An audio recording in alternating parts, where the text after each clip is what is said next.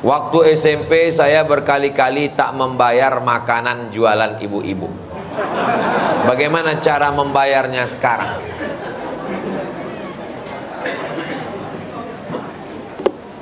Pergilah ke SMP itu, cari ibu yang menjual salalawat. Hitunglah. Kalau ibu itu sudah mati, cari anaknya ahli warisnya. Kalau sudah tak ada lagi mereka semua ditelan tsunami Galodo, maka serahkan ke lembaga yang dinikmati orang banyak. Berapa dulu makannya? Saya makannya itu Pak Ustadz 1 aja. Dari sejak kapan? Senin, Selasa, Rabu, Kamis, Jumat. Yang liburnya cuma tanggal merah aja. Berapa lama? Dari sejak kelas 1 sampai kelas 3. Nah, hitunglah harga salalawu itu dengan bakwan dan tahu tempe isi. Hitung kira-kira berapa kalau di total. Waktu itu total berapa, maka bayarkanlah menurut harga emas sekarang. Misalnya bakwan waktu itu 100 perak, berarti kalau seminggu kan 700. Kalau sebulan berarti anggaplah 3000. Berarti kalau 10 bulan 30.000. Anggaplah bulan Ramadan taubat 30.000 kelas 1, 30.000 kelas 2, 30.000 kelas 3. Berarti 3 tahun tuh tambah sedikit biar supaya diampunkan Allah dosa 100.000. 100.000 tahun 80, 100 gram emas. Membayarnya sekarang jangan 100.000. Hitung harga emas. Harga emas 1 gram sekarang berapa? 1 juta. Maka bayarkan 1 juta. Tak ada ahli warisnya, maka cari lembaga yang dinikmati orang banyak. Datang ke YTWU. Kalau payah ke YTWU, YTWU itu simpang bingung belok kiri sebelum TPU Kopit. YTWU. Kalau payah, serahkan sekarang ke Ustadz Alnop. Nah, serah. Tak perlu dicakapkan. Tak perlu ini untuk mengganti bakwan dengan sallallahu alaihi wasallam. Tak perlu. Serahkan ya Ustadz Alnop. Ini untuk dana sosial. Kalau ditanya Ustaz Alnop, ini dana dari mana? Terima aja lah Ustaz, tanya lagi. Aku dah banyak kali dosa aku ini dah. Jelas?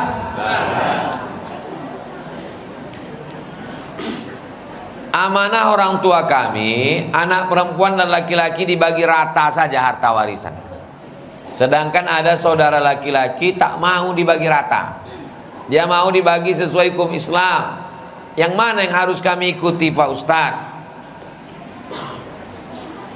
Dalam fatwa Syekh Abdullah Balfaqih, boleh membagi harta warisan berbagi rata. Syaratnya 3. Yang pertama, semua ahli waris akil balik.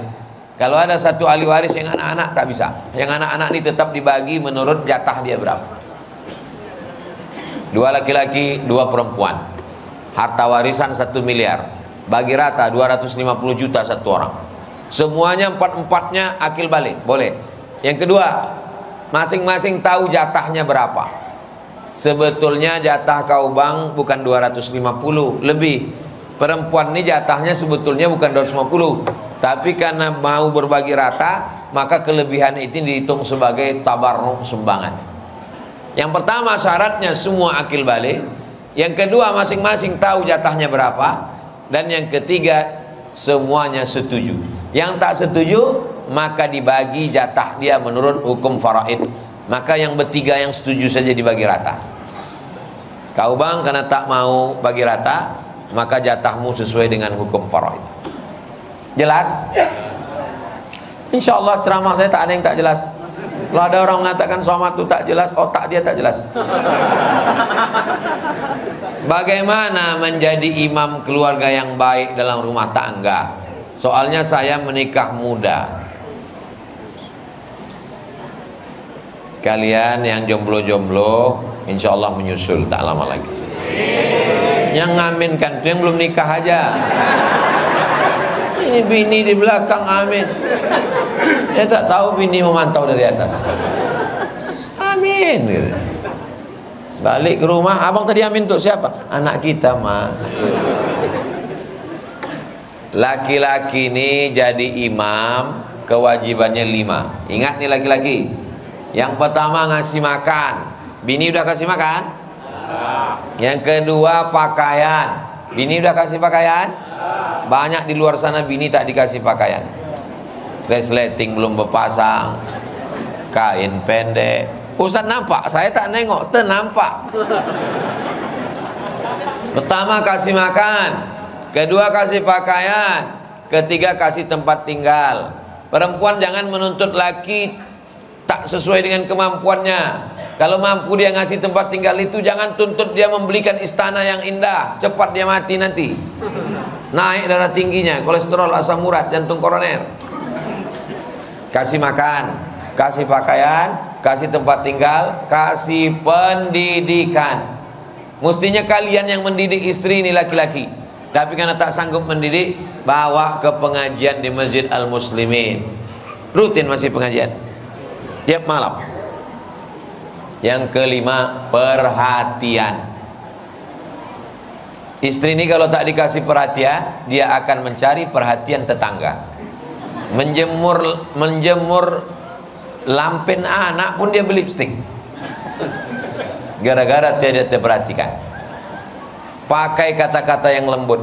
Kalau balik ke rumah, oh buah hati belayan jiwa, siang dan malam terbayang-bayang, makan tak kenyang, tidur tak lelah.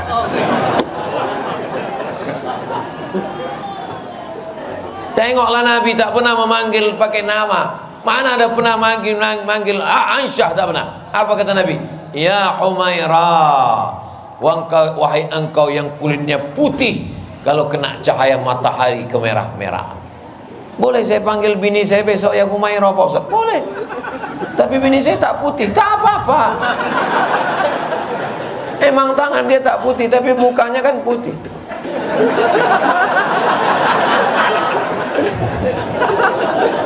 Muka putih, tangan hitam. Bodak 2 inci. Jangan laki-laki ini terlalu jujur. Ya Hajar Aswad. Sakit hati dia. Khairukum, orang yang paling baik di antara kalian, bukan yang tahajudnya banyak. Orang yang paling baik di antara kalian bukan orang yang ke Makkah bolak-balik. Apa kata Nabi? Khairukum li ahli. Orang yang paling baik di antara kalian adalah orang yang paling baik kepada istrinya. Wa ana khairukum li ahli. Aku orang yang paling baik kepada istriku, kata Nabi SAW. Dan saya lihat dia ma'ahul muslimin ini adalah orang yang baik-baik semua. Nama saya, oh bukan nama saya, namun saya mau hijrah Pak Ustaz. Tapi satu sisi saya merasa dihantui oleh masa lalu. Baca ayat kursi. Untuk ngusir hantu itu baca ayat kursi. Setiap kali saya mau baik, selam saja dia hadir menuntut terhadap saya. Mohon penguatan dari Ustadz agar saya teguh pendirian. Hujan. Mudah-mudahan kalian di luar sana teguh pendirian. Mohon Ustadz penguatan dari Ustadz agar saya teguh pendirian. Dan dia juga tidak bisa, karena insya Allah saya ingin datang menikah dengan cara yang baik. Cemana cerita dia nih?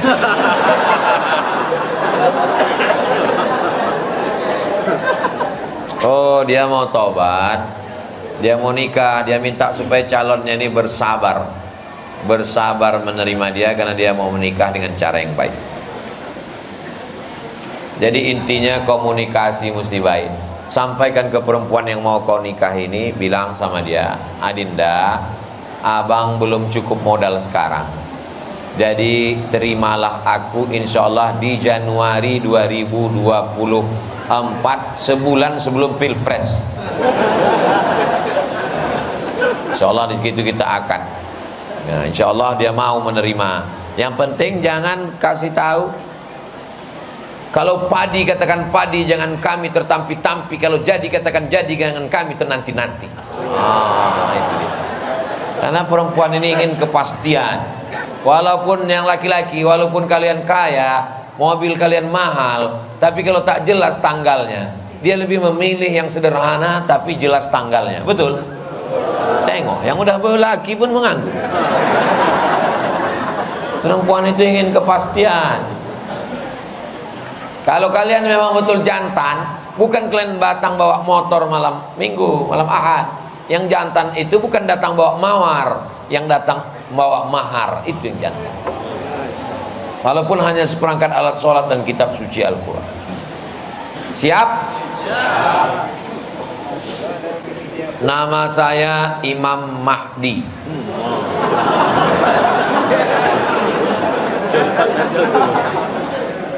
Kalau Tuhan pergi ke Makkah, jangan membawa sarang kedidi. Sudah lama saya ceramah, baru malam ini dapat surat dari Imam Mahdi. Bagaimana kita agar tidak selalu salah di mata istri, sedangkan kita sudah berusaha menjaga perasaan?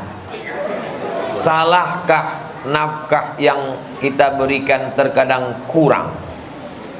Kalau cerita cukup, ibu-ibu yang dikasih 10 juta cukup? Kurang. Karena manusia ini tidak pernah merasa cukup. Makanya kata Nabi, iqna' bima qasamallahu lak. Merasa cukuplah dengan pemberian Allah.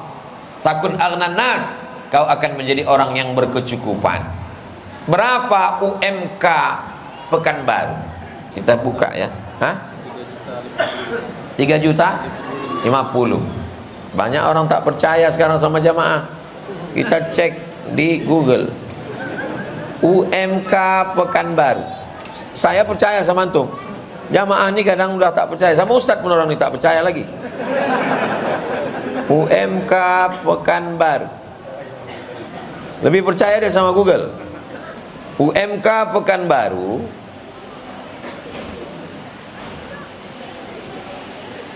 naik 51.000 dari UMK 2021, maka sekarang 3.049.000 rupiah. Beda 1 rupiah dengan antum tadi. Hebat antum. Jadi UMK-nya 3 juta. Jadi kalau ada di antara bapak-bapak ini mengasih 3 juta, maka bersyukurlah ibu, karena itu sudah di UMK Pekanbaru. Kalau masalah laki, di zaman sekarang laki mau sholat, mau pengajian itu sudah alhamdulillah. Laki orang lain tak pulang-pulang dari karaoke. Laki orang tak balik-balik dari keyboard tunggal. Ibu pernah dapat kiriman bini naik ke atas pentas menarik laki? Berapa banyak? Ini laki mau sembahyang, nanti jangan sampai laki itu meninggal, ibu menangis di tepi liang lahat. Saya tak 1-2 kali menengok perempuan menangis. Abang! Itu tangisan penyesalan panjang, karena dulu waktu dia hidup tak sempat berbakti. Mudah-mudahan orang jalan muslimin ini semuanya istri-istri solihah-solihah. Saya sudah selesai kuliah, alhamdulillah. Sudah bekerja, alhamdulillah. Mengajar di pesantren, alhamdulillah. Belum menikah, innalillah. Saya mau nikah, emak saya sakit. Kalau saya nikah, minta istri merawat, bagaimana Pak Ustadz? Tanyalah dia, apa kau tanya aku? Aku malu tahu. Dek, abang cinta dengan kau, dan rasa-rasanya di Pekanbaru nih yang sesoleh abang nih payah. Abang udah kuliah, ngajar di pesantren, orangnya amanah. Kalau nikah aku dengan kau dek, ku bahagiakan kau dunia akhirat. Bersama kita di Pekanbaru, dengan kau juga nanti di surga Jannatul Firdaus.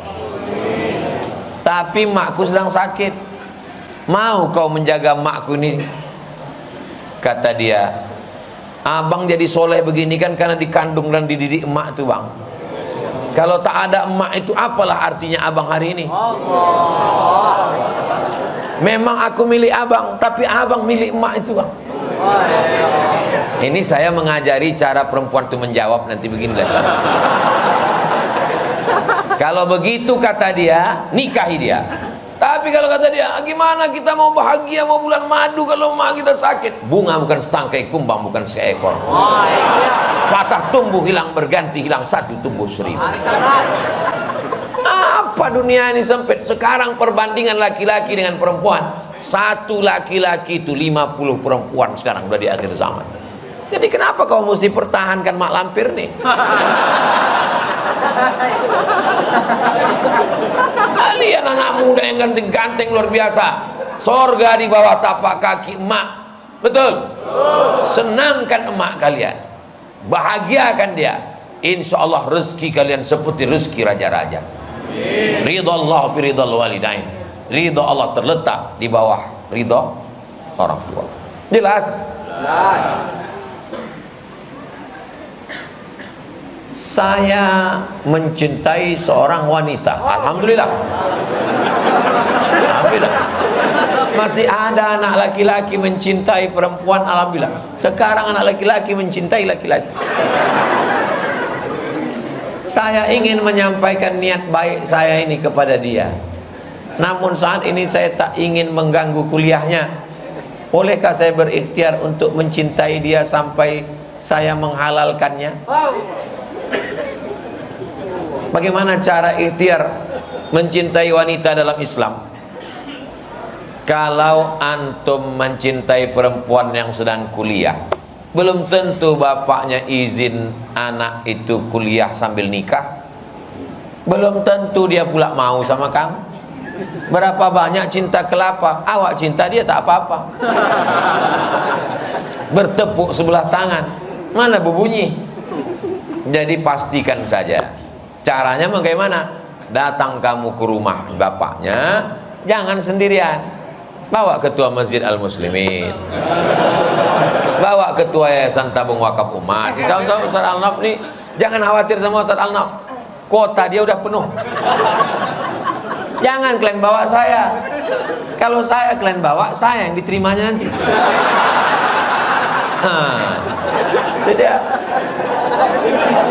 Jadi kalian datang, bilang sama dia, ini Pak, ada sesuatu yang tak bisa. Kalau masalah minum bisa dipilih antara minum di botol dengan minum di gelas. Kalau masalah makanan bisa memilih antara memilih selais atau kopi yang tidak betulang. Tapi ada satu yang tak bisa memilih Pak. Apa itu? Hati. Hatiku sudah jatuh pada anak bapak. Tapi aku tak mau yang haram Pak. Kalau aku jahat, bisa aku jemput dia sekolah, aku bawa ke mall.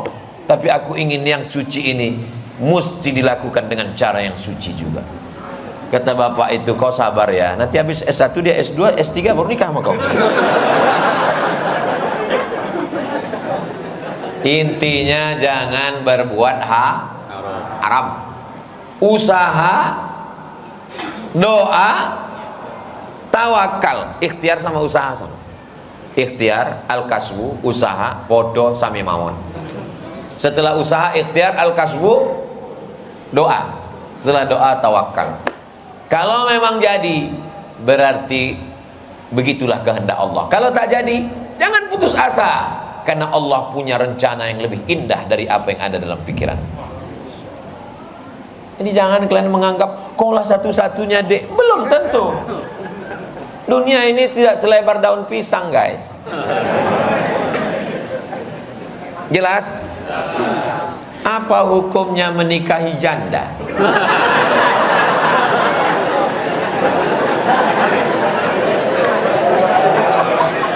Datang sahabat Nabi,